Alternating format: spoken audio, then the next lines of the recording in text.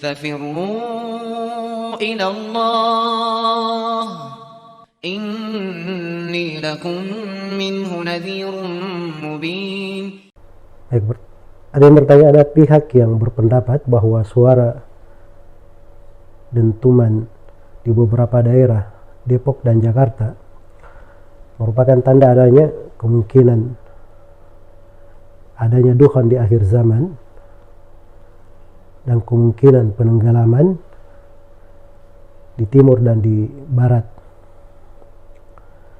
dan kemungkinan adanya duhan di Ramadan tahun ini, dan himbauan untuk bergabung dengan Mahdi di Saudi atau ke gunung-gunung atau meninggal dahulu sebelum bergabung dengan Al-Mahdi. Bagaimana pendapat syariat dalam hal ini?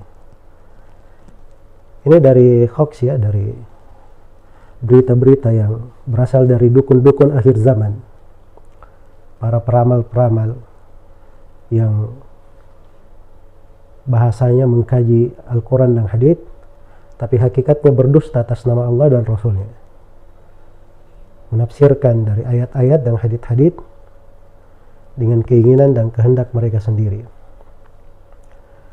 Dukhan itu yang merupakan tanda hari kiamat, itu datangnya bukan dari bumi, datangnya dari langit. Sebagaimana firman Allah, yauma ta'tis sama'u bidukhanin mubin. Hari kiamat itu adalah hari ketika langit mendatangkan asap yang sangat jelas. Jadi itu tanda terkait dengan langit, tidak ada kaitannya dengan dentuman, tidak ada kaitannya dengan bumi. Dan ini tampak kedustaan sebagian orang menghubung-hubungkan. Dan apa yang disebutkan dengan dukhan di Ramadan tahun ini juga dari kedustaan yang lain. Dia baca dari hadits lemah dan mungkin dihukumi sebagai hadits palsu di kalangan para ulama ahli hadits, terus dia tempatkan seenaknya saya. Dan ini orang yang berbicara seperti ini sudah ada dari masa-masa dahulu dan sudah kelihatan kedustaannya. Yang berbicara seperti ini juga sudah ada di tahun kemarin, sekarang dia ulangi di tahun ini lagi. Sampai kapan mau berdusta? Kemudian bergabung dengan Mahdi.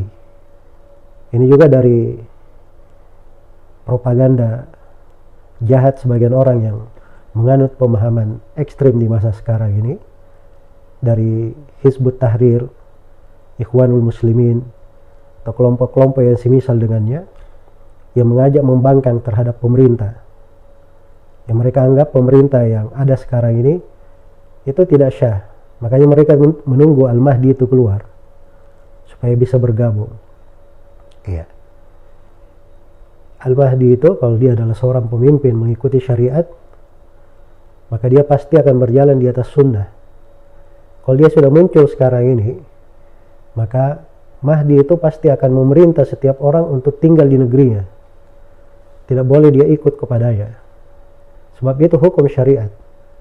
Tidak boleh ada jihad kecuali dengan izin dari pemerintah. Karena dalam hadits Abu Hurairah, riwayat Bukhari dan Muslim, Rasulullah sallallahu alaihi wasallam bersabda, innamal imamu junnah yuqatalu min waraihi. Sungguhnya seorang pemimpin itu adalah tameng, perisai, harus dilakukan peperangan di belakangnya. Dan juga disyaratkan harus ada izin kedua orang tua. Sebagaimana dalam hadits riwayat Bukhari dan Muslim, ketika ada yang meminta izin di dalam hal tersebut, maka Nabi bertanya kepadanya, ahyun walidak, apakah kedua orang tua masih hidup? Kata orang tersebut, iya. Maka kata Nabi SAW, fatihima fajahid, maka pada keduanya lah hendaknya kalian berjihad. Dan ini panjangnya kisah orang-orang yang seperti ini. Dan subhanallah, harusnya di masa-masa yang seperti ini, ketika terjadi sesuatu, anggaplah itu musibah, dentuman ini, kalau itu berasal dari sebuah hal yang merupakan potensi musibah kepada manusia, harusnya disibukkan orang untuk banyak bertobat, beristighfar kepada Allah Subhanahu wa ta'ala, atau pada hal-hal yang bermanfaat sebagaimana yang kita terangkan tadi dalam hadis. Semoga Allah Subhanahu wa ta'ala memberi hidayah kepada semuanya dan memberi petunjuk kepada jalan yang lurus. Wallahu ta'ala alam.